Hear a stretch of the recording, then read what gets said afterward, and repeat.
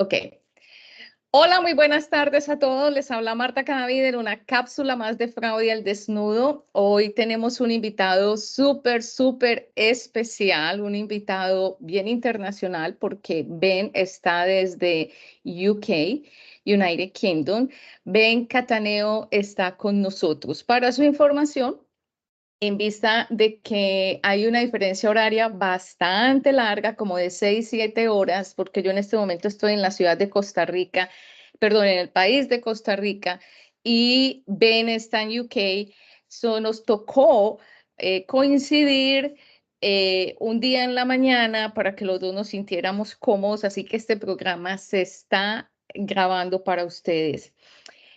Así que, bueno, le doy la bienvenida a Ben. Vamos a hacer esta sesión muy especial. Esta sesión se sale de toda la rutina y vamos a ser disruptivos, Ben, porque la vamos a hacer en español y en inglés. La parte técnica la vamos a hablar en inglés porque la información que tiene Ben es maravillosa y nos va a servir muchísimo.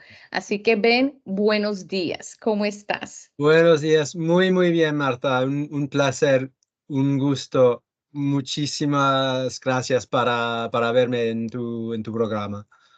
Ok, bueno, Ben, ¿nos puedes contar un poquito de ti? Me gusta que el invitado se presente, nos cuentes un poquito de ti y lo podemos, si quieres, hacer en español, en inglés, Ok, en la medida que tú te sientas más cómodo. ok. Perfecto, vamos a intentar. Yo estoy haciendo un esfuerzo para mejorar mi español, pero no hablo perfectamente y además en cuanto a los temas profesionales, para mí es muchísimo, muchísimo más fácil de hablar en inglés, pero yo soy canadiense, estoy viviendo aquí en Londres desde hace 2 décadas, más o menos, pero nací en Argentina y yo soy argentino, pero bueno, crecí en Canadá, estoy aquí en Londres y bueno, estuve un risk manager, un profesional en gestión de riesgos, pero empecé con eso diferente. Es decir, yo estudié las relaciones internacionales, ciencias políticas, todo en lo que, bueno, en ese momento estamos hablando de geopolitical risk, Yep. más o menos bastante, y empecé mi carrera con eso. Y de poco a poco empecé a decirme, bueno, ¿qué están haciendo con todas estas informaciones sobre em, lo que va a pasar en este país? Ah, las empresas que empecé como consultor con una empresa que se llama Control Risks y yo hice análisis sobre lo que estaba pasando en varios países, pero para mí lo más importante fue em, el so what, el que, cómo vamos a hacer o tomar una decisión. em, y eso fue era algo bastante importante, bastante interesante para mí. Y empecé a, a dirigir mi carrera hasta la gestión de riesgos. Y eso, bueno, empecé mi carrera así. Y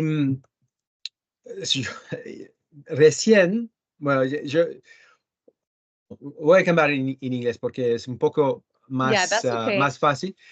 Pero bueno, empecé como consultor con Control Risks, con empresas de consultora sobre temas de sostenibilidad extranjera, trabajé por Accenture, pero desde hace algunos meses quité mi trabajo por British Telecom. Okay. Entonces, I was the head of risk management for British Telecom, 8 years. And I said, this is madness. I need to, risk management is broken. No funciona. It's broken as a way of helping organizations make decisions.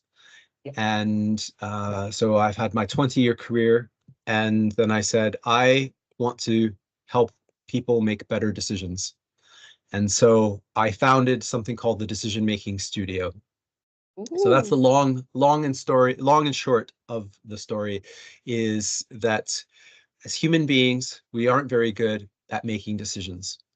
And when I think about all of the themes I've been helping organizations around geopolitics, sustainability, and applying those to big investment decisions or big strategy decisions or all kinds of things, I realized that the processes that are used don't account for these things very well. And on top of that, even personally, if we think about our personal decisions, we don't know when we're making a good decision. And I think that needs to change. And so that's why I founded this company. Excellent. Thank you so much, Ben. And now for our audience, we had to switch to English. Bueno, tenemos que ya voltearnos a hablar inglés Sí, porque sí, vamos a vamos entrar a... a temas muy técnicos, pero con seguridad nos van a entender la parte más importante. One of the reasons that I contact you was because in some perspective, I work with human risk. And I understand when somebody makes a decision, sometimes they don't think about the consequence. So we are aligned when we talk about decisions making and how these decisions impact a corporation. So I would like to know, or it will be very nice for the audience to know more about the studio. And maybe you can provide some examples about some consequence when somebody just made a decision and didn't think that it was something bad for the company. I think there are a lot of examples of this. I'll take a step back if that's okay, and Oh, that's just talk perfect, of about, course. we often don't realize when we're making a good or a bad decision. And when I say that, we often think, and we can all think of examples like this. Think of a hiring decision. You hired someone, you did interviews, you did case studies, you got copies of their work, you did references, everything looks good, you compared them to the candidates, and maybe they didn't work out. And then you say, well, that was a bad decision, it didn't work out. But I say, no, that wasn't necessarily a bad decision, because good decision making is about how we make the decision. And sometimes we make a good decision and it doesn't work out. And conversely, and this is where organizations run into problems as well, is they make probably a bad decision, but because of luck or being in the right place in the right time, they think that was a good decision. We also promote people who maybe they got lucky, they made a big decision and the organization got lucky. And then now you've got someone who actually doesn't know how to make decisions in positions of power and making decisions regularly. So the first thing is to recognize what is a good decision in the first place, and that's how you make a good decision. And I have a little acronym. Es en inglés, pero bueno, se llama focus.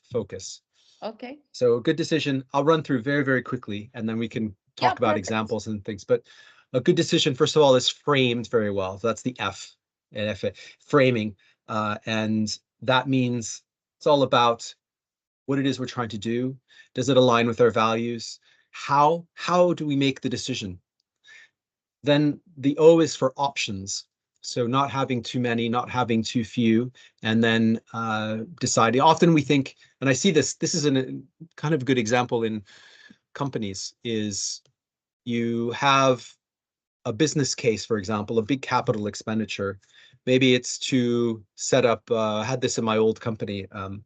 They actually made a decision to move telecoms company, move into voice over the internet protocol. So in other words, get rid of the landlines. Everything's on the internet. So fine, great. What they didn't think about was actually older consumers use the landlines in regions of the UK, and that led to quite a lot of customer dissatisfaction and leaving the company and regulatory issues. And they didn't think about this. So what happened in that case is that you often have, say, a business case manager who brings a case forward, investment all costed, all of this stuff, and it's usually an either or decision. Either we do it or we don't. Yes. That's a terrible way of making a decision. You have to think about, maybe there are 2 or 3 other options to do the same thing better. So that's the O part. And the C is cognitive bias, and we can talk about more. That's really interesting. Those are the thinking errors we have. So the optimism bias, the confirmation bias, all of these things that get us into problems. And also within that are all the things that make us human. So if we're tired, or if the group is very emotionally, charged, we're not going to decide very well. Decisions often get made by emotion in large organizations, and that's also billion-dollar decisions. Yes. The U is uncertainty, and so I use the word uncertainty instead of risk. I don't like the word risk because the world is actually about uncertainty. 2 reasons for that. One is risk is negative. It's the downside. I think uncertainty can be positive or negative, but also uncertainty is about the things potentially that we don't know. So in risk, we think about things that we can estimate the likelihood and the impact. But the world doesn't work like that. There's so many things we actually don't know, a lot of things. And so uncertainty is a much healthier way of dealing with the world. And then the S is for selection, which means once we decide, we do it and we don't reopen the decision. So that's a basic framework that I've developed and that I use with working with clients. And I do 2 things. One is I help people make better decisions. So I just might be part of the team and challenge and try to see things other people can't see. And the second thing is to do some training or some internal capacity building so that the organization or the individual gets better at this. That's it. It's a different way of seeing. I offer a little something extra that makes things a little bit better, smoother, or maybe unlock something that is very, very critical. That's what I do. That's amazing. I am going to post the economist if you allow to me. So can I do it? Because Yes. it's an amazing tool. So people can start and to read about it. And of course, at the end of the episode today, you can just let us know where people can find you. Mhm. So Ben, what is the challenge to help companies to change or to establish a strategy to understand decision making? There's a lot. The main thing, though, is that we don't recognize, is very basic. When I tell you it's about how to make a decision, not the outcome, you probably understand what I mean. Yes. But then we go out into the world and we make decisions, our colleagues make decisions, and we somehow we lose that. So it's a practice. So you can understand intellectually, yeah, I have to think about how am I making this decision, and it's very easy to just forget about it and just to do the routine, to do everything that we've always done. The other thing I should say is that when I talk about decision making, 99% of the decisions we make, we need to make them quickly. Yes. And we sometimes don't even think about, we make 35,000 decisions every day as individuals and many, many more as an organization. So most of the time, we should be just moving very quickly through decisions. It's those decisions that we make that are, we don't understand if we need to make them quickly, or sometimes we think we need to make them slowly. We need to deliberate over them. We probably don't. So I think a lot of people have thought about things like expense report approvals or things like this that sometimes can be made quickly that often slow things down.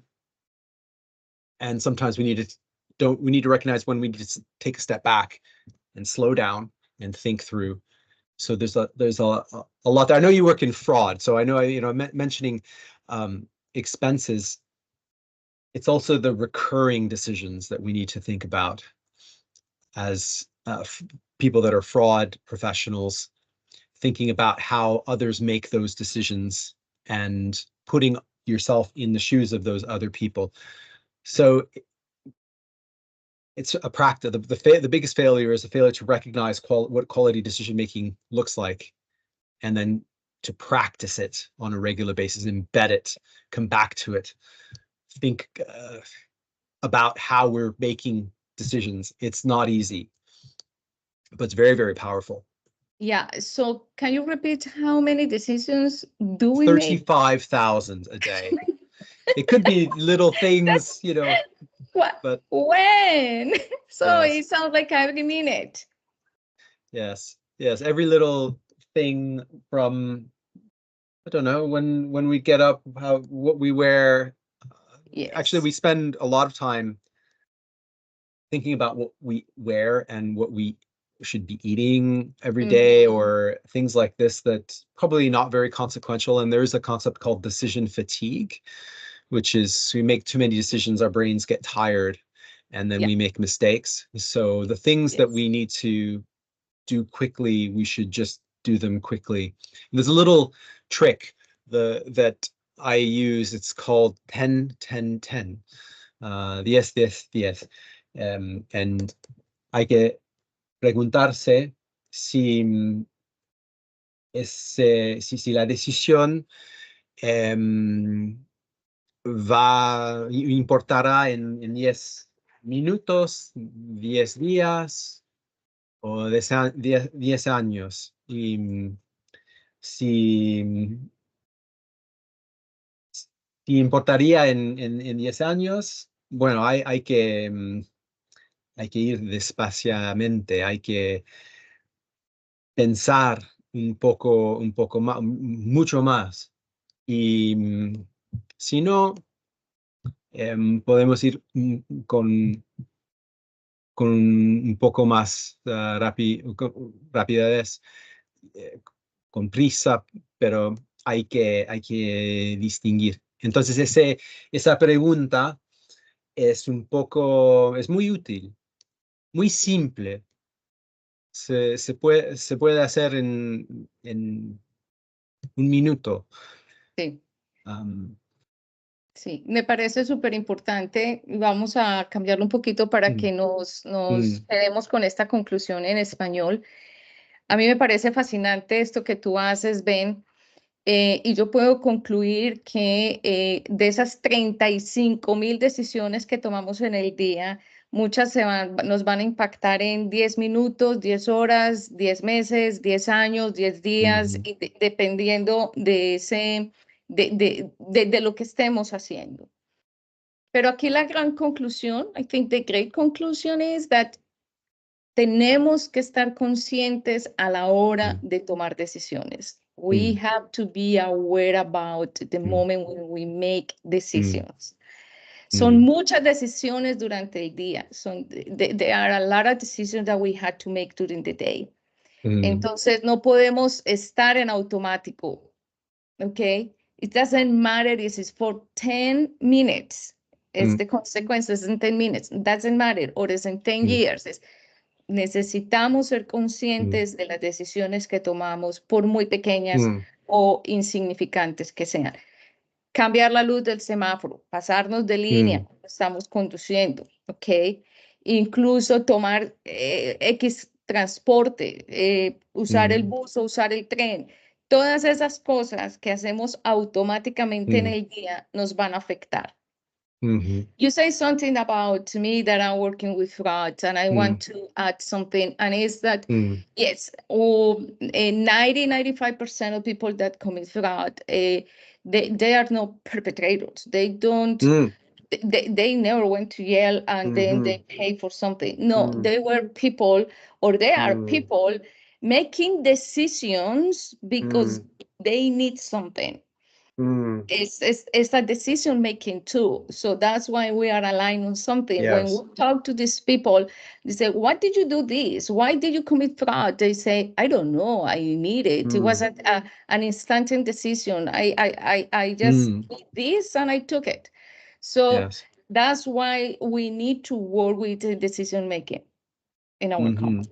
Okay. Yes, and I would add in cases like that, in cases of fraud, you know, la pregunta, no sé si voy a decirlo correctamente, pero ¿cómo tuviera, cómo tuviera sentido lo que hizo esa persona? ¿Qué son las condiciones que puede dar un sentido a lo que no tiene sentido? Yes. And that only occurs if we put ourselves in the shoes of the people when they're making decisions. If we are designing rules, requirements, etc., we need to think about the people they're designed for and how they make the decisions based on their context. And if we do that, then we can spot problems. We think about decisions from the perspective of somebody else. And if we can't do that, then if we don't do that, because we can all do that, then we'll run into problems. And so those recurring decisions, we need to think about how we design them for people who are, we're designing, whether it's rules, requirements, systems, policies, all of the policies, all of those kinds of things. If they don't make sense for the people, then we need to do it over. We need to change. They're not the work. Exactly. If you don't think about people and how people feel and think, you can establish any kind of policies, rules, norms, codes, but it will be like invisible for them. But because at the end of the day, people are thinking about their needs, the perspective. It's not about the company per se. That's human risk. So I aligned with you. So when we are going to write a new policy, just don't write anything. Just go and ask and be sure about how people feel and if that policy is going to fit in the corporate culture. This is the first thing to do. Otherwise, it's wasting time. That's right. And I think you also mentioned something that's very important about this I like to distinguish between the recurring decisions and the one-off decisions. So a lot of the problems in things like fraud or corruption or a lot of risks, they happen because they are recurring decisions. So we can design the activities in a certain way because they're recurring, so we get the outcome we want in a recurring way. Then there are some decisions where this is a one-off decision. So that's different. We need to slow down. We need to take time. So it's not enough to just have a checklist. Now this is different. And good decision makers are able to discern that. And that's also a practice. So that's something I teach how to do. But it's the world is becoming more complicated, more uncertain. it's becoming more difficult to do this. So decision making, I think, is a skill that becomes more important. Yes. Ben, it has been a pleasure to talk to you. Es un placer conversar contigo y no quiero abusar más de tu tiempo. But I would like to know where people can find you. Sí, gracias, ¿Dónde te Marta. pueden encontrar? Sí. Bueno, mi sitio web en inglés, thedecisionmaking.studio. thedecisionmaking.studio. Y estoy en LinkedIn. Siempre quiero mejorar mi castellano, entonces si alguien tiene preguntas, si no entendieron bien lo que hemos hablado, se puede contactarme en LinkedIn, Ben Cattaneo, y podemos continuar la charla. Excelente. Claro, for everybody, I'm going to post Ben's LinkedIn for everybody just to follow you. And when I am finished the recording and this StreamYard, the day that I'm going to post it, I'm going to talk more about this conversation. It will be, because for me, it's very important to have a person like you talking about decision making, especially when we work with a lot of people in companies. Ben, thank you so much. And it was a pleasure to talk to you. Un placer. Mis mejores deseos. Tú sabes que Fraude al Desnudo es tu casa. So, cuando tú desees hablar, utiliza estos micrófonos. You can use this mic anytime. Okay? Muchas gracias. Okay, Ben. Thank you Muy so amable. much. Gracias. Chao. Okay.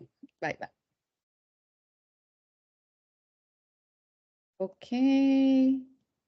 Okay. Okay, that's... Was that okay? That was okay? Sí, perfect. Perfect. Okay. See, Gracias. I'm going to edit the recording.